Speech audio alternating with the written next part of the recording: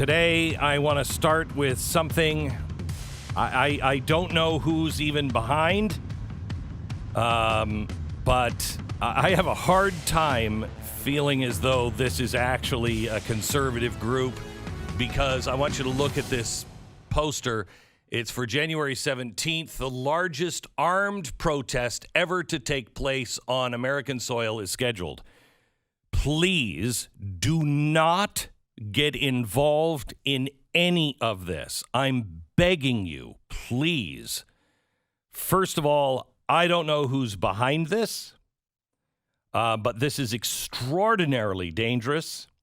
If you look at the poster, it sure looks like a communist poster to me. I mean, red and yellow, the colors of the Chinese flag. Why would you? Why? And quite honestly, I don't believe anybody in any militia, I don't believe anybody on the conservative side put this together, because it's actually done with some artistic flair. And we don't have any artistic flair. Please, some guy in, some militia's like, you know what, I'll do the poster, and it comes out looking like that. I don't think so.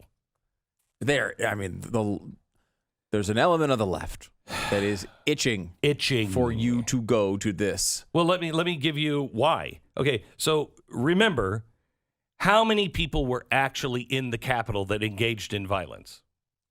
Okay, 100. Something in that nature. I mean, there was more than that in the Capitol, but many of them did not engage in violence. Right. Though they were still wrong to be there. 74 million peaceful Trump supporters. The percentage of Trump supporters that were inside the Capitol doing something bad or outside doing something bad is 0.00001351%. That's how little that was. But you would think that the entire world is on fire. And I am not excusing it. It is bad. I put it into the same category as Antifa. And one of their insurrection riots, by the way, happening still in Portland, and nobody seems to care about it, but that's a different story. So I want you to know that last Wednesday, a few people who should go to jail, and many of them are. It's weird how they can find these guys right away, but Antifa, I don't even know. Anyway, they're going to jail, and they should go to jail. But let me give you just what has happened yesterday. Web hosting service GoDaddy has booted a gun site, ARFCOM, from its servers. ARFCOM is down, been booted from GoDaddy. They're looking for an alternative solution. The post encourages users to bookmark and backup URL, noting that their main URL will soon be offline.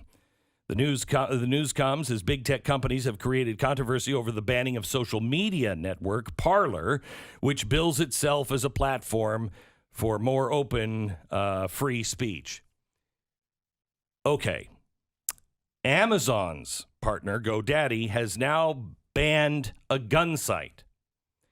And somebody, the idiots, somebody thinks it's a good idea to have armed protests in all 50 capitals and the nation's capital next week. That's going to work out real well. Let me tell you this. You will be responsible for the Second Amendment being lost. There are ways to fight things, but you have to use your noodle to figure out the most effective way, and that is the least effective way. As Stu said a minute ago, they're itching for you to do this. They just can't wait for you to do this. How do you think that's going to be perceived? Well, we're going to scare them. No, you're not. No, you're not. If you scare them, they will take guns away. Well, good. Then we've got most of the guns. Are you an idiot? Do you want bloodshed? Do you want the United States to spiral out of control? And by the way, if the United States ever starts to lose a war against armed insurrectionists, do you think the rest of the world will be on your side? I'm sorry. People are upset, and I get it,